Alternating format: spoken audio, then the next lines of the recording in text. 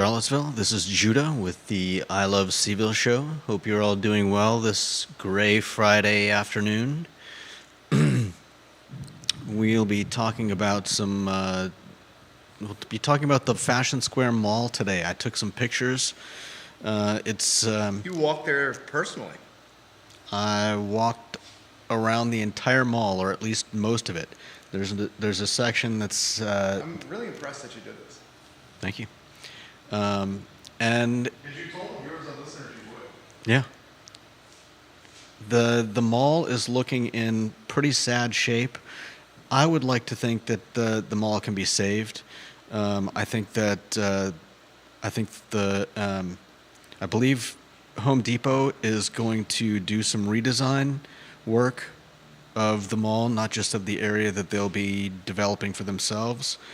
So I think that could help. I think the more people we bring to the mall, the better chance it has. There are shops open in the mall, and people there seemed pretty happy when I was walking around. Of course, it was about 5 minutes from closing time, so maybe that was just a matter of knowing they're about to get out of work. That's disheartening. Well, that's everybody. That's not everybody. That's most everybody. That's not most.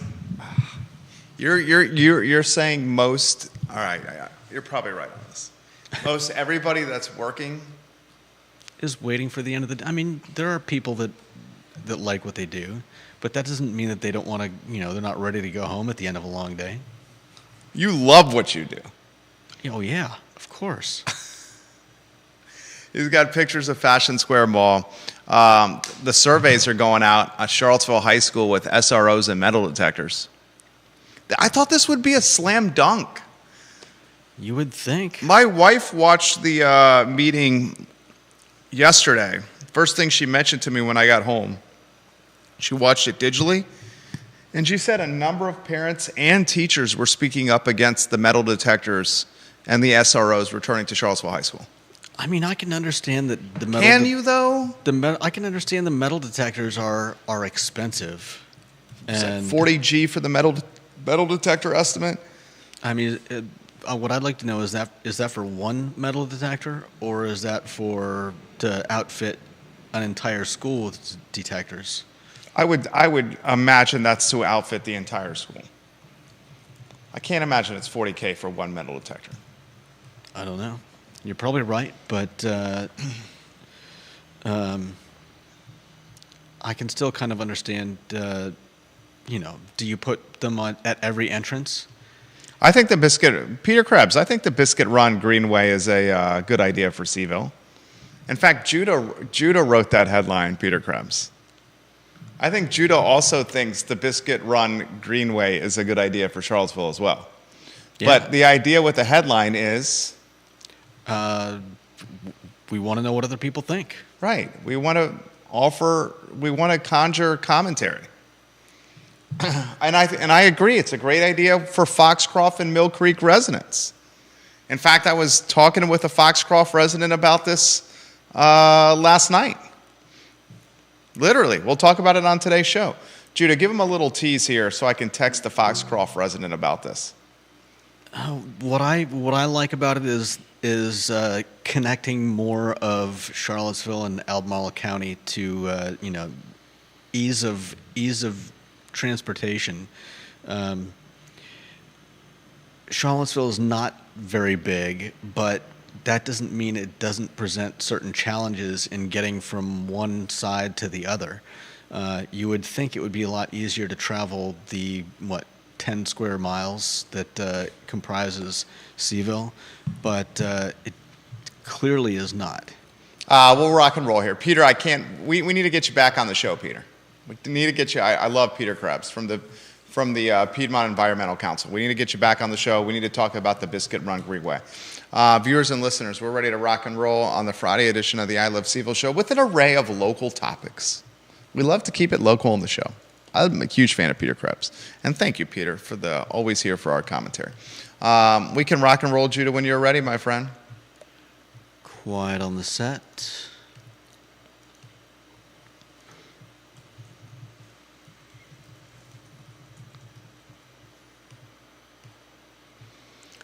Good Friday afternoon, guys. I'm Jerry Miller, and thank you kindly for joining us on the I Love CVille show. It's great to be with you. Our studio is on Market Street in downtown Charlottesville. We're about a mile from the University of Virginia. We are half a block from the Charlottesville Police Department, a block off the downtown mall. We're in the shadows of the Albemarle County and Charlottesville City courthouses, and we're in the heartbeat of the community, and we love being here. Why we love being here is because we love talking about Charlottesville and Albemarle County and Central Virginia. We take content and commentary, and we localize it to a community we love very dearly. Doesn't mean we don't always agree. You know, a good example of this was, and I hope he's watching today, one of the most respected members of our family, the I Love CVille viewership, is James Watson. And James Watson is a key guy in our viewer and listenership, almost there from the beginning. He and I disagree when it comes to the CRHA purchase of the old Vita Nova building on the downtown mall. But agreeing to disagree is something that we need more of in 2024. I agree. Judah, I agree. Dude, the only thing that would have made that better is if you were on screen with that interjection right there. We need to be able to agree to disagree, right? Yeah. And we can agree to disagree without feeling like challenged or threatened or ready to like offer like fisticuffs. I think I think the growing sense of people that there's only one right answer is terrifying. It's terrifying. It's absolutely terrifying. And that's a mindset and mentality that is becoming more prevalent. And is that social media? Is that, I don't know. I think digital culture?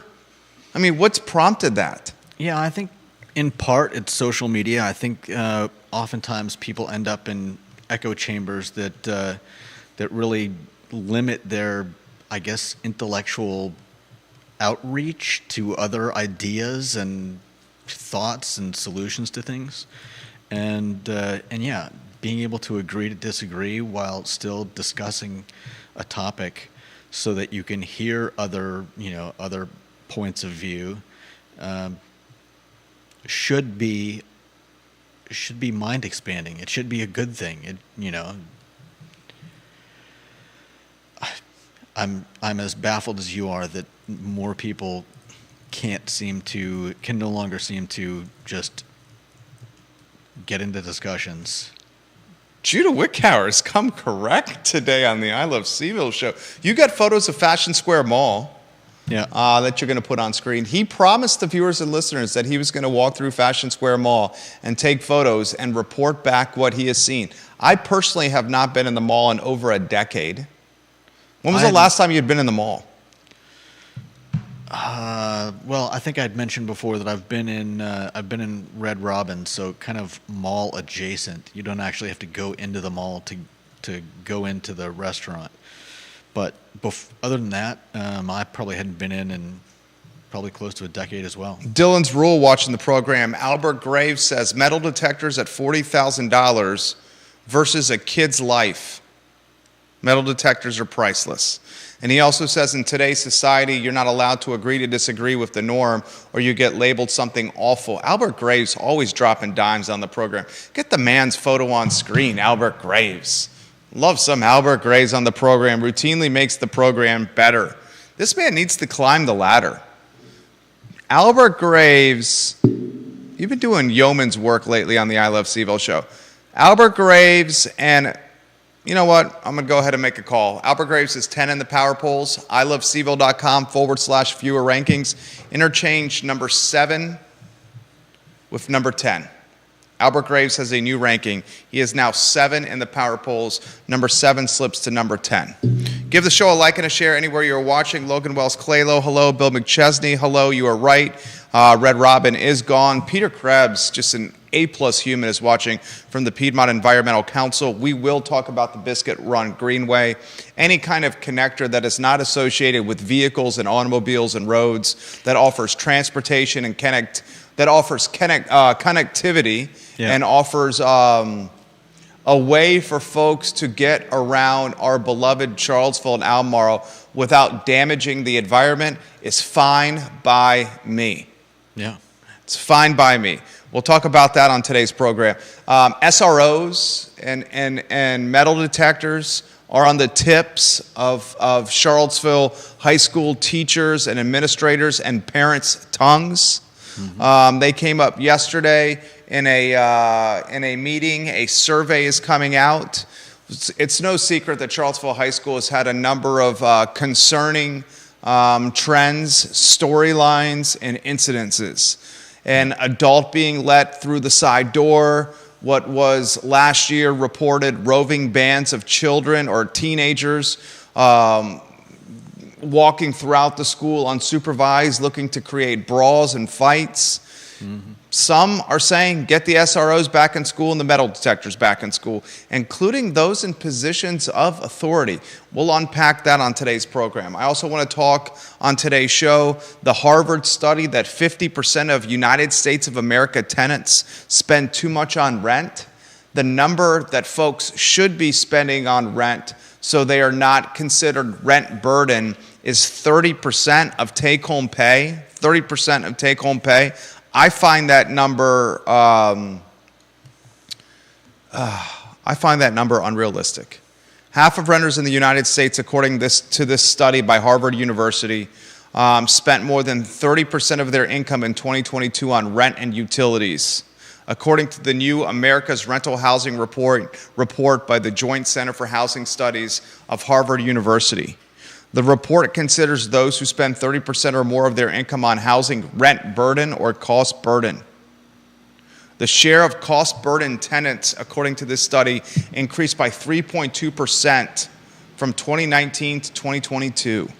We'll unpack that as it relates to Charlottesville and Central Virginia on today's show. Holly Foster is watching the program. Bill McChesney, thank you for watching the show. Philip Dow in Scottsville, thank you for watching the show. A number of viewers and listeners in Fluvanna and Waynesboro and Augusta County currently watching the program.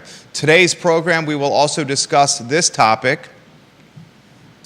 Virginia Green, which is a lawn care how would I characterize Virginia Green? A lawn care service provider, a lawn care business founded in Richmond, Virginia, signed a private equity deal with a California-based private equity firm called Golden Gate Capital to take on its first ever round of outside capital to expand the Virginia Green behemoth business. Virginia Green is located in Williamsburg, Richmond, services Williamsburg, Richmond, Charlottesville, Fredericksburg, Northern Virginia. I hope my friend Alex Boucher is watching the program right now. I'm going to let him know I'm going to give you props on the show. He put this on my radar yesterday, Alex Boucher did, about the Greenway over at Biscuit Run that's going to offer more connectivity in Charlottesville and Albemarle County. We'll unpack that on today's program. Let's go to the lead story. And let's not forget Virginia basketball, Saturday, Clemson.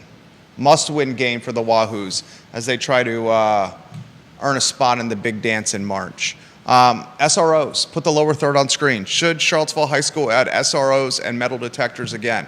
How do you want to handle this? Do you want to be the pro or the naysayer on SROs and metal detectors, J-Dubs? I suppose I could be the naysayer. Are you sincerely a naysayer? No. No?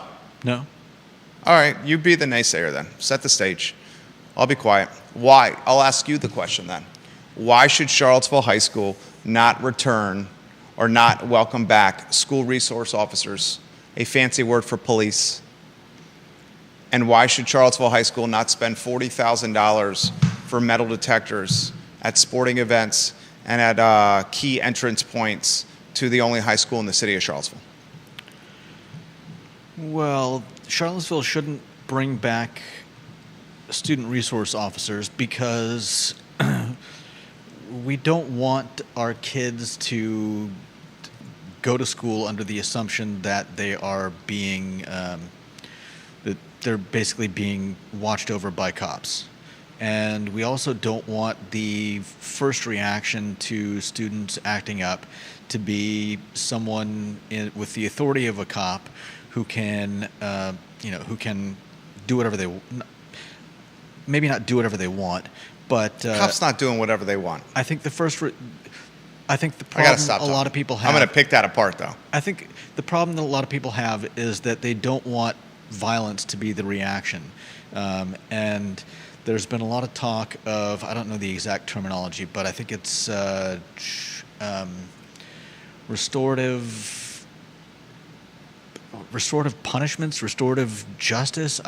I think the idea is that we want to teach our kids a better way of interacting rather than just running straight to punishment. Let's use the carrot rather than the stick. And I can understand that perspective. I understand that some people think that SRO, student resource officers, may react as cops when these are teenagers and not adults, and they may need a softer hand. I also see the other side of it, and this is not necessarily my what I think, but I think the problem with metal detectors may be somewhat closely tied with this. The idea being that the money spent on SROs and metal detectors could be spent to develop programs that are better able to handle those elements of the school that need additional help. They don't need to be tossed into a jail cell. They need a way to express themselves and come to terms with the fact that they're in school and they need to act like it. How's that sound? I thought you did a hell of a job. Thank you. Props. You're starting this show off with a bang on a Friday. You're not looking at your watch for the end of the workday, are you? Like you said, those at Fashion Square Mall were doing when you walk through the mall? No, never. Judah loves his job. I genuinely love what I do. I think you do know that. Yeah. I love what I do for work. All right, school resource officers and metal detectors. I'm going to be straightforward here. Mm-hmm. Cut straight through the BS. Are you ready? Yeah. Charlottesville High School has been Lean on Me and Dangerous Minds with Morgan Freeman and Michelle Pfeiffer over the last school year. Someone get Coolio to start singing Gangster's Paradise. We got adults being let in through the side door. We got roving bands of teenagers walking through the hallways looking for tomfoolery and shenanigans, looking to incite brawls. We have teachers that are openly reaching out to us, fearful of going to school. Not all of them, but some of them. We had a substitute write a letter to the editor of the Daily Progress. Remember this? Yeah. When she basically said it was chaos when she was on the clock as a substitute teacher. It got so bad that the principal quit in the middle of the school year, citing mental health and physical health issues from doing his job at the school. It got so bad that they had to welcome Principal Kenny Leatherwood, a blast from the past, to serve as the interim principal. It got so bad that Superintendent Royale Gurley, Dr. Gurley, was in front of the proverbial firing squad of school board and parents on multiple occasions for fireside chats at the end of last year. It got so bad at Charlottesville High School that the teachers called in a collective sick day. They utilized the power of coughing and temperatures, or maybe they had it, maybe they did not, to many of them collectively say, we're not going to go into work, we're all sick, and they didn't have enough teachers to open the school around Thanksgiving. That literally all happened, 45 days ago? Yeah. That happened 65 days ago, right around Thanksgiving. Are our memories so short that we don't remember these well-outlined circumstances that question the safety of kids, our most precious commodities, in the school?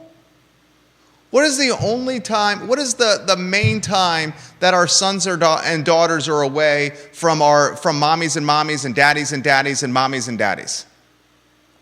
School. Yeah. School. We have to have confidence in our schools to keeping our kids safe. And I understand the concept of metal detectors may create this police state for schooling. And I understand the concept of police and SROs in the hallways may create this perception of a police state in education. But guess what? The majority of police officers are not bad apples. The majority of SROs, school resource officers, want what's best for the kid. And you want your son or daughter to stay away from the crossfire of an SRO? Raise them and encourage them not to do bad things. Raise them better. Raise them better. You don't want them to get in a school to pipeline, a prison to pipeline path. Raise them better. Yeah. SROs aren't going to go out of their way to target kids, to get them in a prison to pipeline, a pipeline to prison path. They got better things to do. Mm-hmm. The metal detectors, $40,000. If a metal detector keeps one weapon from getting into a school or a sporting event, I'd say that's $40,000 well spent. Even if it's just one weapon that is caught by a metal detector, one, I'd say that's $40,000 well spent. Let's not be so punch drunk with activism and so punch drunk or enamored with our ideology to not live in the present. And the present is the school has had nightmarish conditions. Short-term memories. Good night. Out of sight, out of mind. Yeah. Kenny Leatherwood comes in, the interim principal, turns the ship around. Out of sight and out of mind, the trouble. So, of course, we don't need the SROs and the metal detectors right now. I'd be interesting to hear an update on someone internal to the school about obviously if there's no longer a roving band of kids. You know what Kenny Leatherwood, when he took the job as the interim principal at Charlottesville High School? He said, the kids that aren't following the rules, I'm going to suspend or expel. Yeah. He's going to drop the hammer on them. I hope he has, and I hope that's why we haven't heard more stories coming out of the schools similar to the ones that we heard, back before Thanksgiving. Should Charlottesville High School add school resource officers and metal detectors to the school again? The reason why resounding hell yeah. Well, the reason why I actually do support SROs is that I think it's a great deterrent. And it also, as I was telling you earlier, I think it takes pressure off of teachers to feel any need or requirement to jump in the middle of what could be, there's some big kids out there. Dude, no teacher should get in the middle of a brawl of teenagers to break it up. Nor should they have to, nor should they feel like they have to. Absolutely not. A teacher's job is not to break up physical violence or brawling in schools. And I'll tell you this, if for any reason, and I'm going to catch some heat for this, if any reason a teacher is physically assaulted by a kid in school, a teenager in school, the teacher has every right to defend themselves. Yeah. You have a beef with that statement? Not at all. Any teacher who's physically assaulted by a student has every right to defend themselves. If that same teacher was physically assaulted outside the school on the downtown mall or on Market Street, and they defended themselves, there would be no issue. Yeah. John Blair, we're going to get to your comment on the Biscuit Run Greenway and how you fully support it. He thinks it's a fantastic project. And he says, as to Fashion Square Mall, I still believe an indoor pickleball arena is the best use of that one. I would love to do that. It definitely needs some experiential. I would love to see what was a $1 theater. Probably in today would be a $5 theater, but still, it would I think be a wonderful draw. And I really miss the old $1 theater that was on Greenbrier. Deep Throat, put his photo on screen, number 1 in the family. We got to get John Blair, number 2 in the family's photo on screen. Deep Throat says, I like SROs, but I don't see the value in metal detectors. SROs are flexible and can help in many ways. Metal detectors merely prevent kids from bringing weapons across the perimeter, maybe, 50% of the time? At great cost and inconvenience, but in Charlottesville High School, are weapons really the issue or just behavior? I want to highlight the perception piece of the metal detector for swaying. I tend to agree with that perspective on metal detectors. Okay, there you go. Judah agrees with that one right there. More for SROs than I am for metal detectors.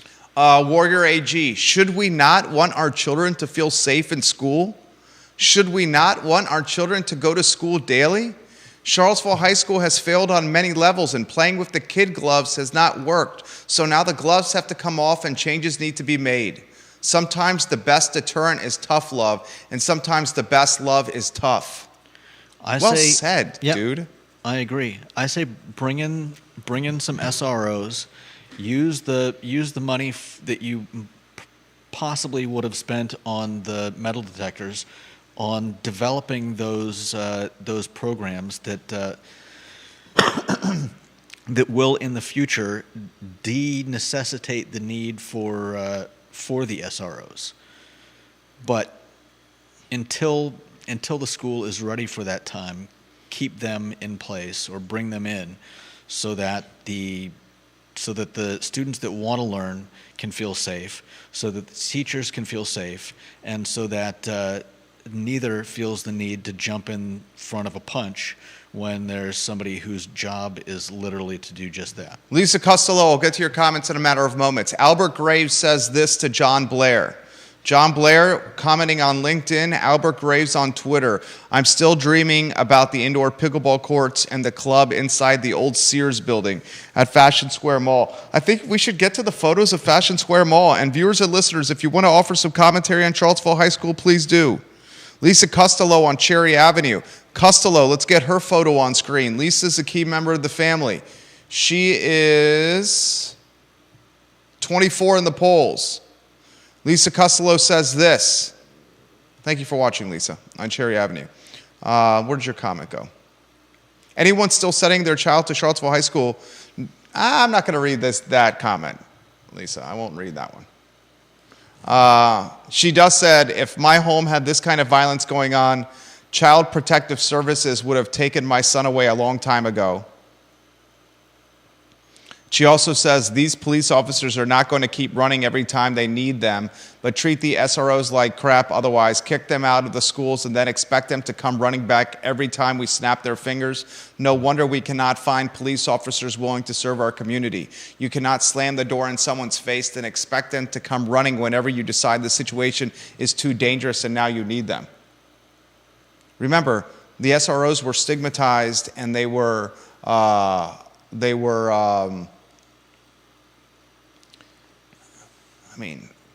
basically treated like garbage when they were pushed out of the school.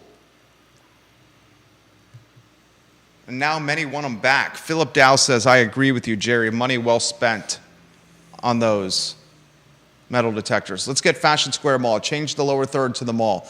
Judah took a jaunt, a jog, a trip down memory lane. He meandered. He shuffled his feet. He trotted through Fashion Square Mall. So did Liza. You took Liza in the mall? Yeah. You're allowed to bring the dog in the mall? Nobody stopped me, and the people at the jewelry store love saying hi. Is Liza an official service dog? No. You're allowed to bring dogs into Fashion Square Mall? Well, like I said, it was like 5 minutes before closing time. I don't know if normally there's somebody in there that would have kicked us out, but I mean, you could bring. Did you take to Liza to the Sabaro's food court and hit Sabaro's? Sabaro's isn't there anymore. Is Dippin' Dots the ice cream of the future still in Fashion Square Mall? I don't And remember. why is the Dippin' Dots the ice cream of the future? Why has not it changed its tagline from the ice cream of the future? It's been the ice cream of the future for nearly 2-3 decades. David Varell, if you're watching in the Outer Banks, the former Dippin' Dots franchise owner, please let us know that. It's still the ice cream of the future. Anyway, show us the photos of Fashion Square Mall. Make sure you update that lower third if you could, please, sir. Yeah. All right. And hey, you're the Mike Tirico, the Bob Costas, the Joe Buck, the play-by-play on this topic here. I didn't go through them all. You did. Tell us what you saw. Ladies and gentlemen. I think that's Howard Cosell, right? Yeah. Okay, go. What'd you see? Fashion Square Mall. All Show the right. photos. Here are the photos. The mall is, and again, this was close to closing time, but the photos that I took were places that don't actually have anything behind the graded Closed storefronts, Judah. barriers. Closed storefronts in the mall. Yeah. Okay, go. These places are mostly empty. I was surprised how many photos I had to take to get every storefront that was empty, and I couldn't even get them all because there's an entire the entire end of the mall by Red Robin is shut down. You can't even go in the last, I don't know, 150, 200 feet of it. The center, the kiosk that used to be, I think it was Starbucks, is just a shell. And I mean, they still have some of the stuff like the massage chairs, Obviously, the gumball machines. rides for kids. There's a nice play area where I actually saw one person with their child. But by and large, it certainly wouldn't attract me if I was a business owner looking to open a business somewhere. And I think some that's a continue shame. to do What? this. Some continue to do this. We Yeah. see on Reddit, what kind of restaurant just opened in Fashion Square Mall?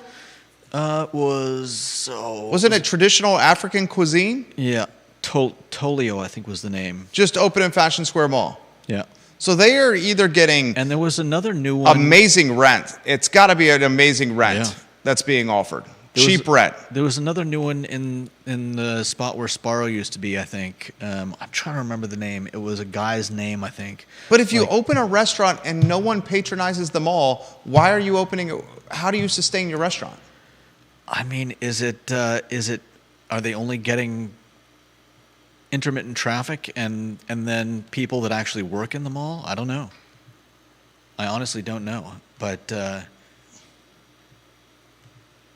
How many people? Ellie Tucker says, Jerry, Suzanne Coffey and I are working early voting today at 5th Street County Office Building. We're here till 5 p.m. Please let your viewers know that you can vote early today. Stephanie Wells Rhodes watching the program. With all the emotional support dogs, you can take them anywhere. No one will say anything. In fact, Bill McChesney on another Facebook page is actually confirming that you can bring your dog into Fashion Square Mall legally.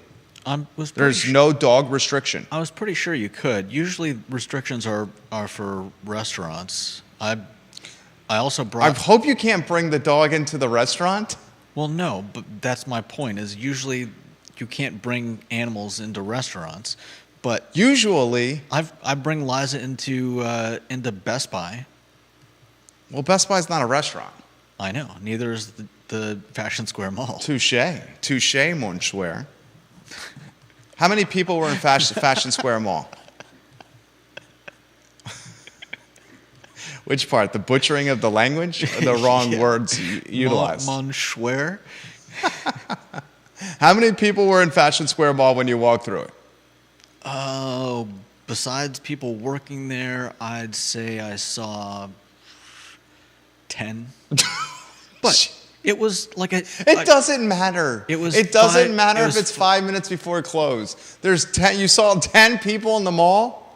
Probably besides the people working there. The people that are working there don't count they're working there. I know. That's why I left them. They're out of the count. non-paying customers. They are getting paid to be there by the customers who are not there to pay them. Does someone see a problem there? There are more workers than customers at the mall. Is that what you're telling us?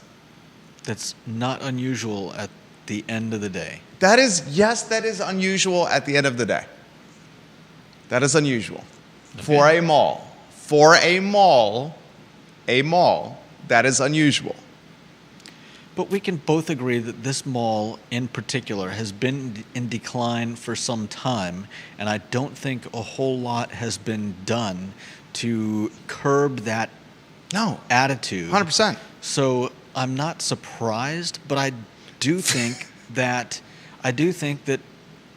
the mall could be saved under the right management and with a campaign of filling in some of these empty storefronts with as we've talked about experiential stuff like the like pickleball courts. Dude, pickleball like, epicenter would crush it there. like a $5 An indoor pickleball facility in Fashion Square Mall would crush it. Roger Voisinet, welcome to the program. Deep Throat literally is making me laugh. Fashion Square Mall appreciates any living thing willing to enter. Man, dog, iguana, anything.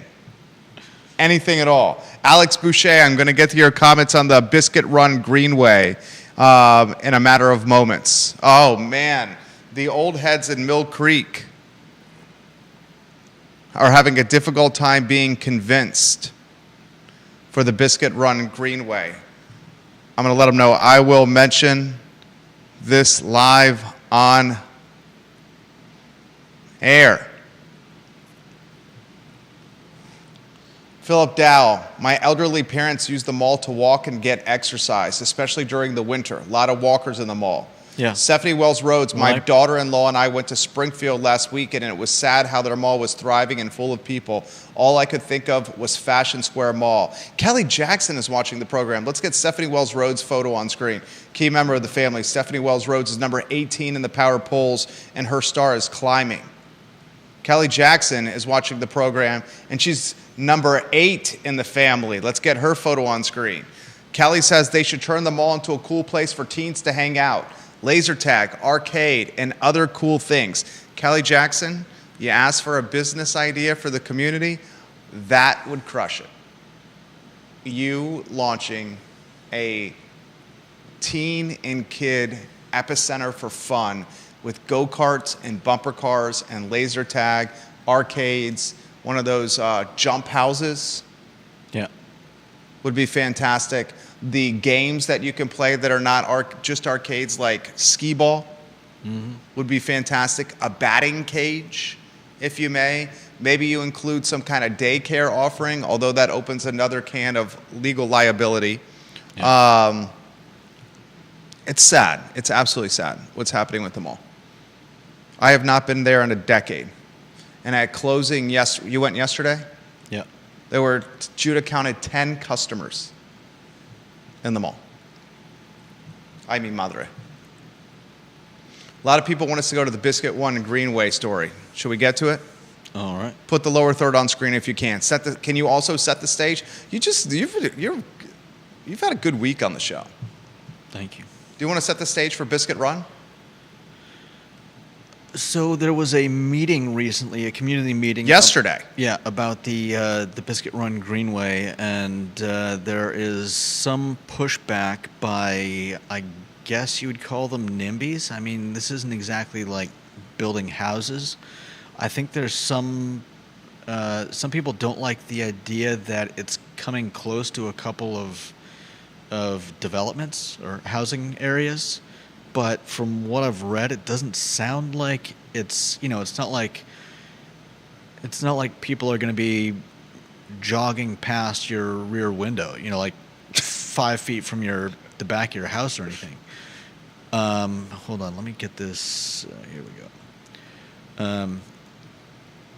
But The proposal is to build the greenway that will connect certain areas of Charlottesville and I believe the county, and then there's also an idea to have it paved to make it a viable alternative to cars, moving in and out of certain areas with on bike or unicycle or whatever. This seems like an absolute no-brainer to me. Yeah.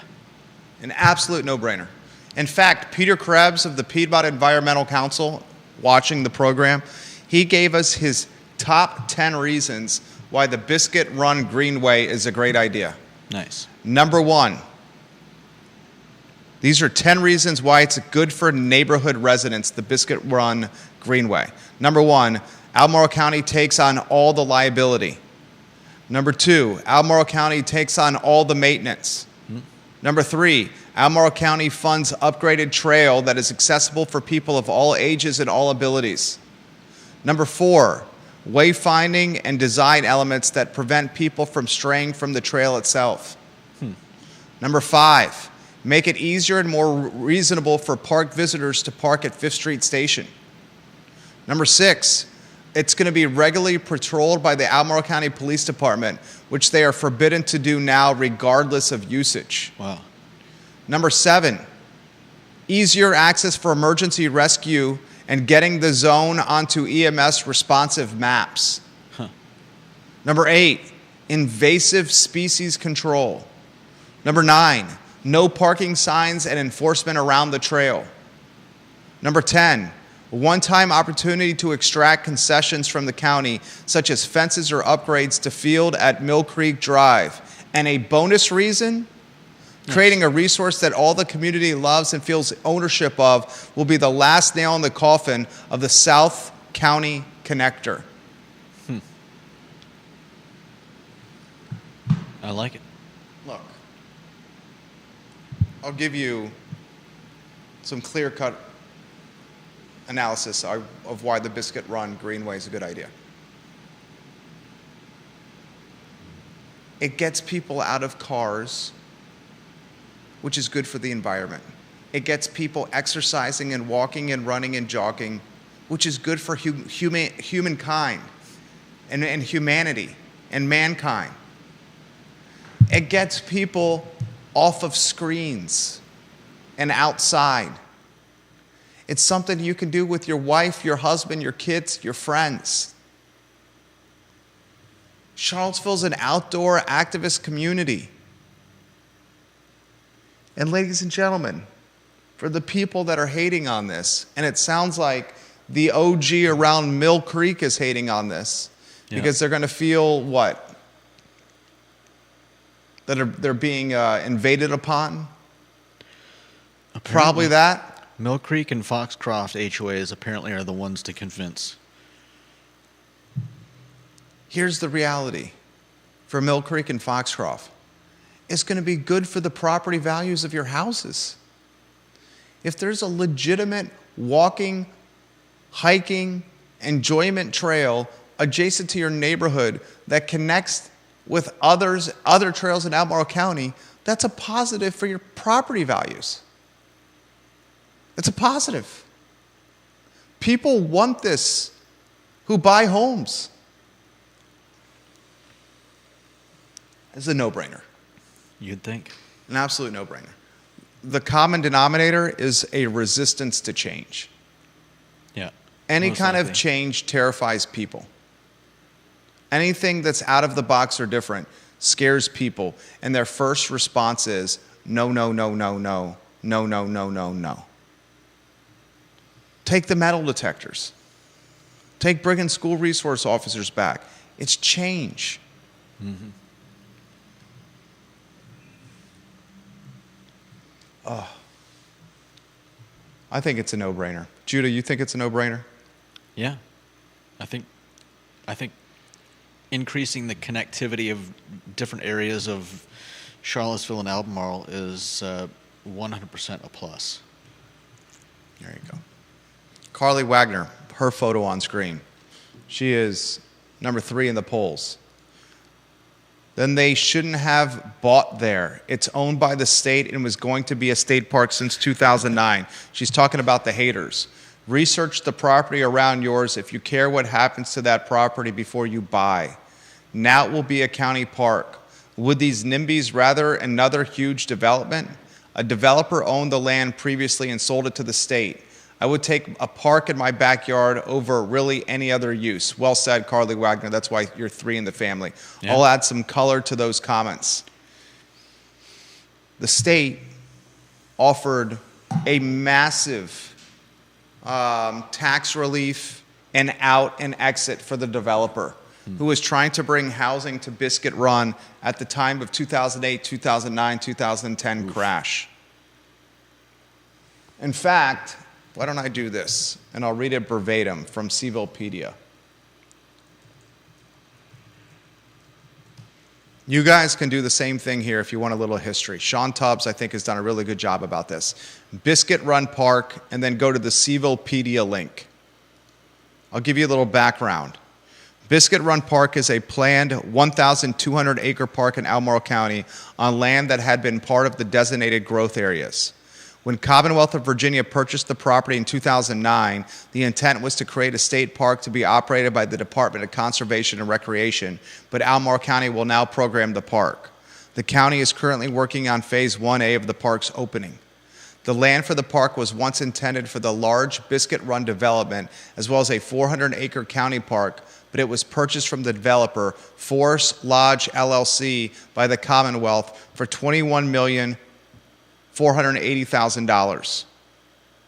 Forest Lodge LLC, investors in that limited liability company, Hunter Craig, Wick McNeely, Corin Capshaw, Phil Wendell, John Carr, Brad Yor, David Dallas, Jeff Buckaloo, just to name a few. Those are some heavy hitters. That's a great name. Jeff Buckaloo? Yeah. That's a great name. The Commonwealth, for $21,480,000 in cash and tax credits in January 2010, basically saved these developers. Because you couldn't develop in 2010. There was a housing crash. Yeah. So you got $21.5 million in cash and tax credits instead. Mm-hmm. Albemarle County Board of Supervisors approved a rezoning back to the Rural Areas District on December 2019. This needs to open. A park on that side of town is crucial. It's close to the interstate. It's close to the bypass.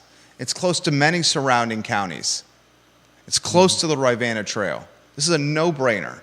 We'll invite Peter Krebs of the Piedmont Environmental Council to offer perspective on this. In fact, he just left a comment. Important to note that most residents are in favor of this. It's also important to urge the county to get her done. I can totally see you saying that, Peter Krebs. Peter, we should get you on the show next week. I'm going to Facebook message him right now. What should I say to him? Judah.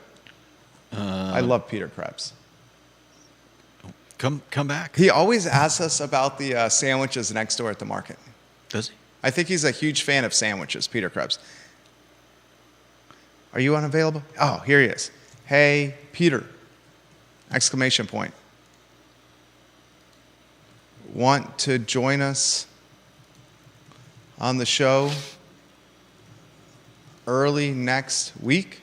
Question mark. Slam dunk. Get her done. Get her done. Anything you want to add on this? I'll just reiterate that I would love to see Charlottesville and Albemarle County be more... There goes James Pierce, former CEO of the Central Virginia Boys and Girls Club. Cool. More interesting, more easily travelable, more easily walkable. That was one of the reasons I loved Savannah, Georgia so much. It was easy to just walk around and go from point A to point B, not have to get in a car. Philip Dow says we need to stop developers from taking land. Get Philip Dow's photo on screen. Philip Dow says, I heard one developer say we need land to develop so we can pay and keep our employees employed. Depends on the developer, Philip. Some developers have very good intentions for this community. I heard Paul MacArthur on Kyle Miller's show yesterday. Paul MacArthur is developing a project. Yeah. Southside Charlottesville down Avon Extended. Yeah. Paul MacArthur is now, and he said this all on Kyle Miller's show, so I'm just paraphrasing what he said, is now before the Community Advisory Committee. He initially had plans to do apartments. He initially had plans to do affordable housing. Yeah. And the red tape has pretty much kiboshed that. Yeah, not even red. I mean, he just can't. He can't do it. They won't let him do affordable housing. Albemarle County. Yeah. And now Paul's in a position where he is considering 8 townhomes, 2 rows, 1 row of 5, and another row of 3, all at a list price. He said that it's likely going to be over $500,000 each. And the man's plan was to do housing affordability. Yeah. And before the Community Advisory Committee, they suggested to him, for example, mind you, it's an 8 townhome project, that he needs to have a playground in the neighborhood, even though the expectation is 1, maybe 2 children in the 8 townhome community. And he said a commercial playground for an 8 townhome community like this is going to run between $30,000 and $40,000, which he shares amongst the townhomes, raising the cost of the units. Further. It's crazy. It's crazy. People are constantly saying, oh, these greedy developers only chasing the dollar. If they really knew what was going on. Listen to Kyle Miller's show last night. Yeah. Yesterday. It was fascinating. Yeah, definitely. A realtor turned micro developer. Mm-hmm. I thought they did a hell of a job. No doubt. Vanessa Parkhill says, do today's teenagers think things like laser tag and go-karts are fun? Get Vanessa Parkhill's photo on screen. She's a key member of the family.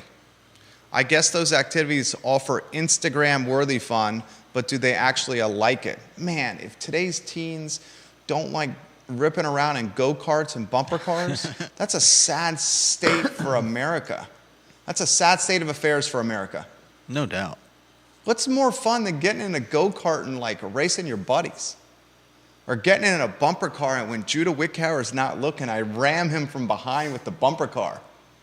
I would do that in a heartbeat. I'm sure you would. You would. That's what bumper cars is all about. Bumper cars are fun. You would too.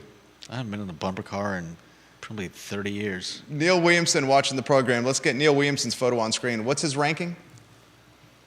We upped him the other day, right? President of the Free Enterprise Forum, El Presidente. Neil Williamson's 22 in the power polls. 22 in the power poll. Neil Williamson needs to climb again. Neil needs to switch with number 19. 19 goes to 22.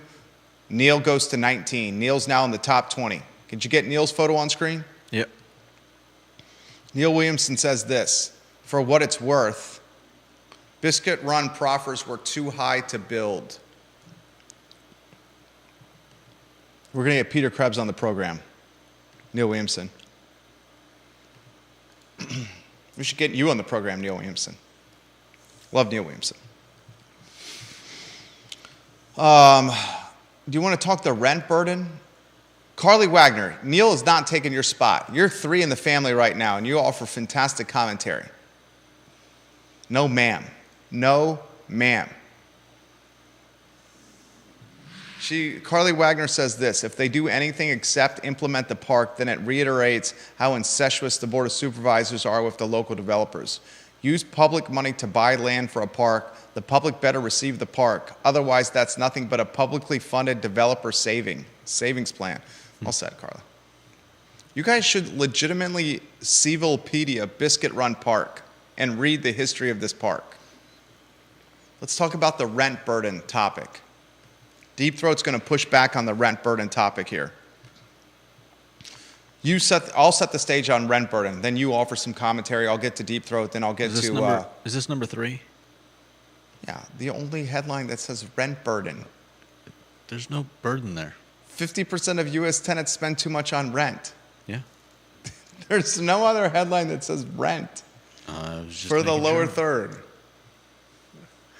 This from a study from Harvard. Rent prices are coming down in some areas, but not at the pace needed to relieve tenants struggling to pay rent. Half of renters in the United States of America spend more than 30% of their income in 2022 on rent and utilities, according to a study from Harvard University. The report considers those who spend 30% or more of their income on housing rent burden or cost burden. The share of cost burden renters increased by 3.2 percentage points from 2019 to 2022. I would imagine it's going to worsen. That was my commentary, by the way.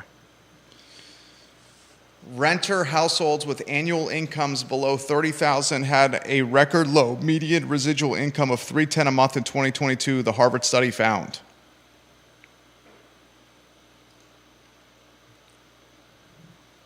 The share of young adults between the ages of 18 and 29 who live at home with parents is almost 50%, according to a study, a recent study.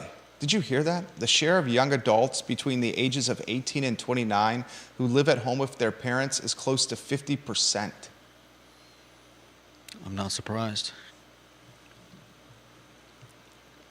Let me ask you a question. I'm not going to ask you that question. All right, you can go with the commentary first. What do you make of this one?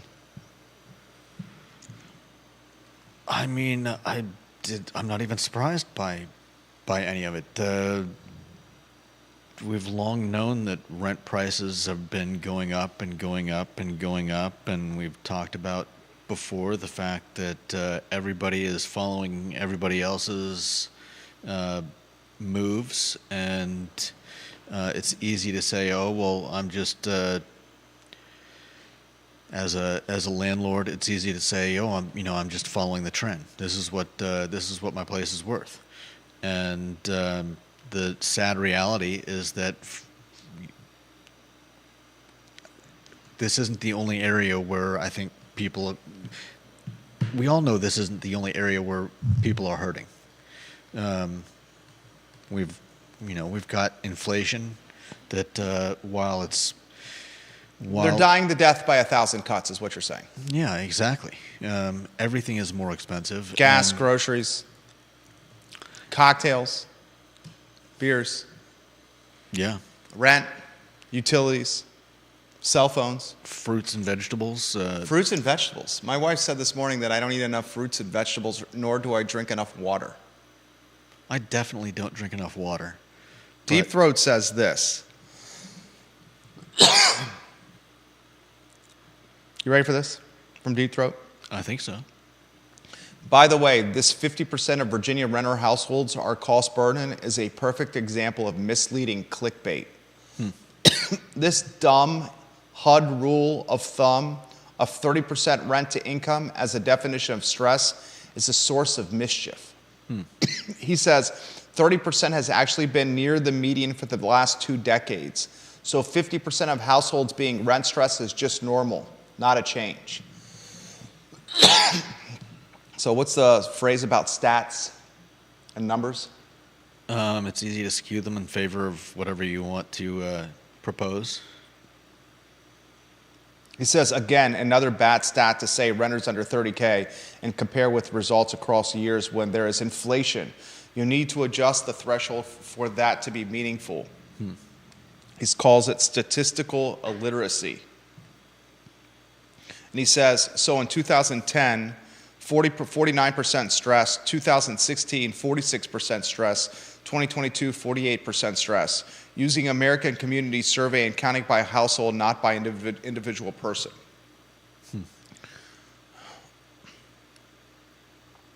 I'm also torn on the rent burden topic. And you and I disagree on this. Are the folks that are rent burden focus on working 40 hours a week? This isn't a 40-hour-a-week No, I get that's your argument. town anymore. Can you live in Manhattan working 40 hours a week? No, you can't. Can you live in Georgetown or D.C. working 40 hours a week? Arlington, McLean working 40 hours a week? You choose to live in these towns and cities that have high quality of life. And Charlottesville's one that has very high quality of life. And the opportunity cost is you got to work harder than if you're living in towns and cities that have lower qualities of life. You want to work 40 hours a week and not be rent burden? There's plenty. This might not be the one for you. And you've said this, that's sad, but it's the facts. It's the facts. 40-hour-a-week in Charlottesville and Albemarle do not go hand in hand anymore. They don't go hand in hand in Nova. They don't go hand in hand in Asheville, North Carolina. They don't go hand in hand in Buckhead or Atlanta. Is it demoralizing or disappointing or disheartening or disenchanting or depressing? Disgusting? All the D's? Sure. But that's what it is. I think there's also a bit of a disconnect there. Oh, there's a D. There's a disconnect. Yeah, Explain another the D for you. disconnect. You can get us out of here with this.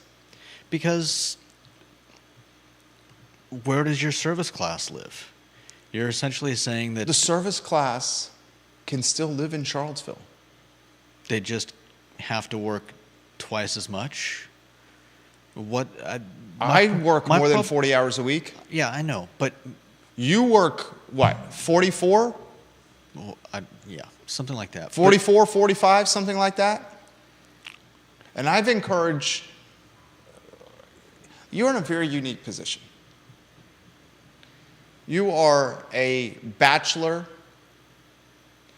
who owns his own home and purchased his house prior to the spike of real estate values that happened during COVID. I bet my former landlord, Regrets selling to you now. no doubt. You're sitting on significant equity and you don't have other mouths to feed. Yeah. And you have a utilitarian minimalist lifestyle. Is that fair to say? Yeah. The dude is living the dream over here. Whether the viewers and listeners realize it or not, the only thing he's missing is someone to share his life with. Judah's single and ready to mingle. Ladies, he's single and ready to mingle. I certainly am. Hit him up on Bumble. Right? Yeah. Better yet, how about Tinder? You're on both, aren't you? Swipe right. Yeah, I'm on both. I haven't. The problem is I he's haven't on the opened- effing dating apps that the dude doesn't check the dating apps ever. In the past when I was on them more regularly, there wasn't a lot of reason to continue going. Well, on. then let's work on your brand, your personal brand. I'm happy to help and serve as the digital wingman and the real life wingman. I am good at this. I am very good at that. All right, we got distracted. And here's how we got distracted. You personally are one of the lucky ones in that you don't necessarily need to surpass much of 40. Yeah. But part of that is the circumstances you've chosen. For those that are in one-income household with kids, or even two-income household with kids, that's not a reality.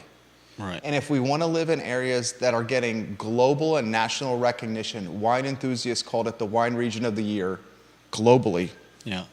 How many national publications are calling us the best place to live? That's going to attract demand. And Yeah. as demand is attracted to the area, that's going to make the area more costly to live. And as the area becomes more costly to live, the 40-hour work week becomes something of such archaic standards. But there's more to it than just a binary. because there's also the fact that that people like Paul McCarter can't build affordable housing. So it's not just a matter of, oh, well, you have to work, you can't just work 40 hours a week anymore to live here. There's also the impediment of our own government stumbling over themselves to, telling us that that they want affordable housing, but then not making it easy for developers to actually that's another part of the disconnect. It's like, come on. Multiple people watching this program are literally putting in the comments section that you don't know how lucky you are to not have a significant other or a spouse. I'm seeing nearly a dozen of these comments here. Do their significant others and spouses know that they're saying that? Carly says if you find that right person, you can also cut your expenses in half and have even more gravy. That's if they don't have kids. Dual income, no kids, dinks. Dual income, no kids, dinks. Never sell that house. Never sell that house. Never sell that house. I know. Bill McChesney wants to know how many friend requests you get in the comments from buxom women that currently have no friends. Carly also highlights that service class used to be teenagers and college kids. Yeah. Now they don't work for the most part, and that's causing part of the problem. Yeah, and where did I see this? I saw, was it you guys talking about it? There's something about kids going to school, high schoolers going to school later nowadays, making it harder to work like a 4 to I think it was Paul and multiple people are saying kids just want to stay on their screens and they don't even want to work. This comment's been put on the feed by Thomas. Teenagers these days want to be influencers. They don't want to work. I'm sure that's true of Kelsey a fair watching the number of them. program. I've tried so hard to get my teens to get a job. All they want to do is stay on their iPhones and on social media. Yeah. Deep Throat says, I don't get the, quote, where will the service class live, quote, argument. I've spent a lot of time in very expensive markets that I never found one where there weren't restaurants. They just cost more, the restaurants, because the employers have to pay more. The market sorts it out. Good point. I think there's few things that I've caught a lot. I catch heat on this show from a certain demographic of the viewer and listenership because of how opinionated I am on the program. The show is about us offering our opinions. See, here's a hint. It's not just on the program. We offer opinions. Isn't that what the show is? It's a talk show about opinions. Yeah. I mean, And the opinions aren't going to be well received, or not everyone's going to want to hear or agree with the opinion. There's one meme account that literally listens and watches our shows and then spends time creating graphic design about the commentary that we're providing on this show. It's so odd. I find it so odd. Long story short, this is one of those opinions that's going to rub people the wrong way. We are not in a 40-hour-a-week town anymore. Okay. The household income median, according to HUD, is $123,300, and that's the median. That's nuts. That's the median. Mm-hmm. For this area, the median household income is $123,300, and that number is going to be higher. I wonder what the average is. That was a 2022 number. 2023 is going to be higher. If that's the median household income, you can't go, depending on the job, and clock a 9 to 5. Fair enough. All right. Anything else? Philip Dow said, my wife is sitting beside me as I'm watching this show when I said Judah is a lucky man to be a bachelor. My wife turned at me and looked at me and did not give me a warming look. Better make yourself comfortable on that couch. Give her a back massage right now, Philip Dow. Maria Marshall Barnes, it is up to parents to encourage kids to get a job. Everyone needs to learn the importance of working. Amen. Yeah. You know what my first job was? I was 13 years old. I was cutting grass in the neighborhood. I cut one family's grass, the Bolsteads. And then I wanted to make some more money. And my parents told me, go cut some more grass. So I went door to door and knocked on people's yards and said, can I cut your yard for $20? You knocked on their yard? I was 13 years old knocking on doors in the neighborhood asking to cut people's grass for $20. 20 doors I knocked on. 2 or 3 said yes. I went from $20 on the weekend to making $80 on the weekend. And then I said, Mom and Dad, I want to make some more money. You know what they told me? Go cut some more grass. You know what the problem I had? There was only so much time on the weekend. So I went to my buddies and I said, you cut the grass, I'll knock on the doors, we'll share the money. 2 or 3 buddies cut the grass. I knocked on the doors. And over the course of a weekend, I think we had 25 or 30 yards at our peak. 13 years old. Yeah. I delivered newspapers. I worked at a toy store. I worked at McDonald's all before I was 18. You know what cutting grass in 105-degree Virginia heat and humidity in the summer when you're 13 is going to do?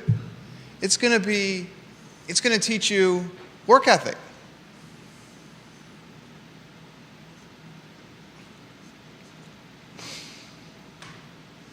All right, that's the talk show. Virginia plays Clemson. Thank you. Saturday, 2 o'clock. This is a must-win game for the Wahoos. 2 p.m., ESPN has got the broadcast.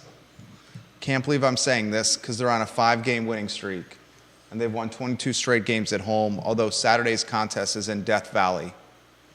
Virginia's got to win a bunch more basketball games to make the NCAA tournament. And it's not there yet. Clemson on Saturday in Death Valley, ESPN, 2 o'clock tip-off, is a must-win game for Virginia. Judah Wickower, single and ready to mingle. Jerry Miller, a digital and real-life wingman. The I Love CVille show on a Friday. Keep your business local. Support the community. Yeah. Thank you kindly for joining us so long. Have a nice weekend.